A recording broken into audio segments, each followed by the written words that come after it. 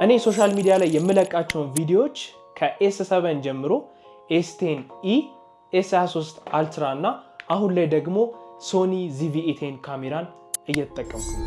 ይህ አሁን የምታዩትን ቪዲዮ ደግሞ እየቀረስኩ ያለሁት በኤስ10e ነው። ብዙ ቪዲዮዎችንም የቀረስኩት በዚህ ስልክ ነው።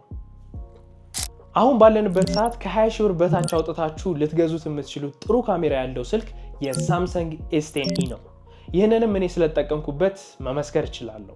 ይህ ስልክ 4K 60 ፍሬም ፐር ሰከንድ ድረስ ቪዲዮ የሚቀርጽላችሁ ሲሆን ሞር ላይ ገብታችሁ ፖርትሬት ሞዱን ስትጠቀሙት ደግሞ ባክግራውንዱን እንደዚህ ብለር ያደርግላችኋል።